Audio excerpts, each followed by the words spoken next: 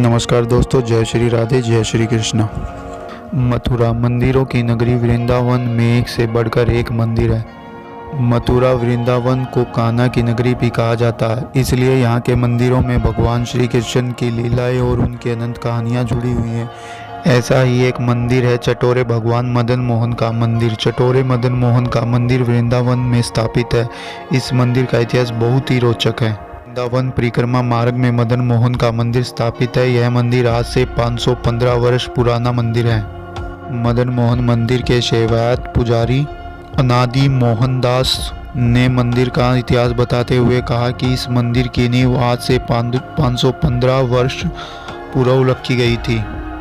कहा जाता है कि मदन मोहन जी का जन्म यमुना जी से हुआ था।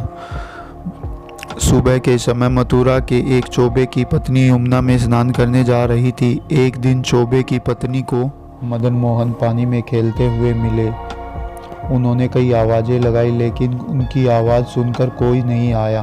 तब चौबे की पत्नी ने मदन मोहन को अपनी गोद में लिया और अपने घर ले आई। मदन मोहन ने चौबे की पत्नी से वचन लिया कि मैं तुम्हारे साथ तो जा रहा हूँ, लेकिन जिस दिन तुमने मुझे घर से निकलने के लिए कहा उसी दिन मैं घर से चला जाऊँगा। बड़े होकर मदन मोहन ने मथुरा के लोगों को परेशान करना शुरू कर दिया। कभी किसी का माखन चुरा लेते थे तो कभी किसी की मिश्री चुरा लेते थे।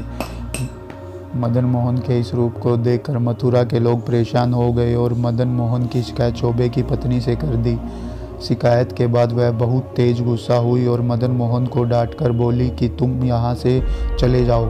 उसी दौरान वहाँ से सनातन गोस्वामी गुजर रहे थे, तो मदन मोहन ने सनातन गोस्वामी को रोककर कहा कि बाबा, मुझे आपके साथ चलना है। इसके बाद वह सनातन गोस्वामी के साथ चले गए। रास्ते में सनातन गोस्वामी ने मदन मोहन से वचन लिया कि जैसा मैं खिलाऊंगा वैसा खाओगे और जैसे रखूंगा वैसे ही रहोगे। तो मदन मोहन ने वचन देते हुए कहा कि जैसा खिलाओगे वैसा खाऊंगा और जैसा आप रखोगे वैसे ही रहूंगा। इतना कहकर सनातन गोस्वामी मदन मोहन को अपने साथ वृंदावन ले गए।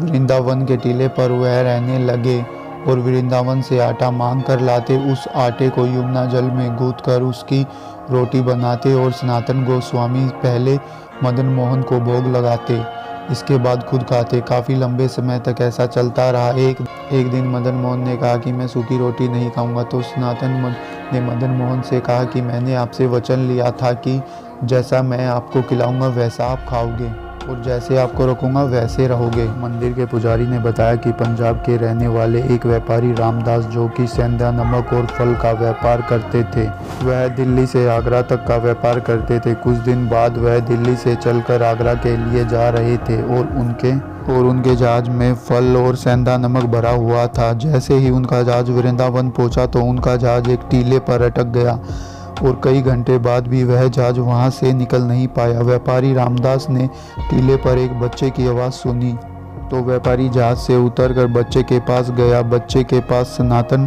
गोस्वामी बैठे हुए थे और बच्चा यमुना में खेल रहा था।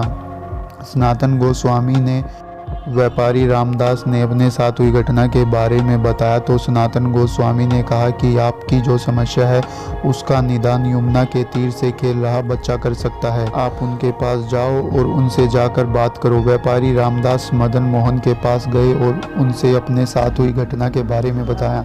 मदन मोहन ने कहा कि तुम्हारे जहाज में क्या भरा हुआ है? उन्होंने बताया कि प्रभु, मेरे जहाज में सेंधा नमक और फल भरे हुए हैं। मदन मोहन ने कहा कि तुम्हारा जहाज निकल तो जाएगा, लेकिन उसके बदले मुझे क्या मिलेगा? व्यापारी ने मदन मोहन से कहा कि मेरे जहाज में सेंधा नमक और फल से भरा हुआ था, जो पानी से खराब हो चुका है। मैं आपको क्या दे सकता हूँ? व्यापारी से मदन मोहन ने कहा कि आप अपने जहाज के पास जाइए और जहाज आपका ठीक है और कोई भी नुकसान नहीं हुआ है। व्यापारी अपने जहाज के पास गया तो उसने देखा कि जहाज में सेंधा नमक और फल की जगह हीरे जवाहरात, पन्ना, सोना, चांदी भरा हुआ था। यह देखकर व्यापारी रामदास लौटकर वापस उस बालक के पास गए और उनसे कहा, प्रभु, आप जैसा आदेश करेंगे मैं वैसा ही करूंगा। इसके बाद उस व्यापारी ने भगवान मदन मोहन का मंदिर बनवाया। व्यापारी द्वारा बनवाया गया मंदिर विश्व का सबसे बड़ा मंदिर था।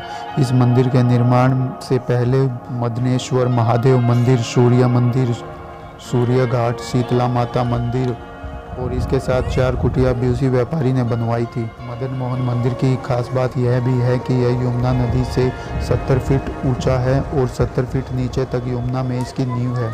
औरंगजेब ने इस मंदिर को कई बार तोड़ने का प्रयास किया, लेकिन मंदिर को तोड़ नहीं पाया और पराजित होकर वह यहाँ से गया। मदन मोहन मंदिर को चटोरे मदन मोहन मंदिर के नाम से इसलिए भी जाना जाता है कि मोहन हर दिन नए नए व्यंजन खाने के लिए ललायित रहते थे। हर दिन सनातन गोस्वामी को कुछ न कुछ नया बनाने के लिए कहते थे, इसी कारण उनका नाम चटोरे मदन मोहन पड़ा था। मदन मोहन मंदिर दर्शन करने के बाद हम लोग आ चुके हैं वापस बाहर। तो मदन मोहन मंदिर वीडियो कैसी लगी कमेंट करके जरूर बताना, वीडियो को लाइक करना, चैनल को सब्सक्राइब करना और ज़्यादा से ज़्यादा शेयर करना। तो चलिए मिलते हैं आपको किसी और नए मंदिर में और नई वीडियो के साथ। तब तक के लिए टाटा बाय बाय।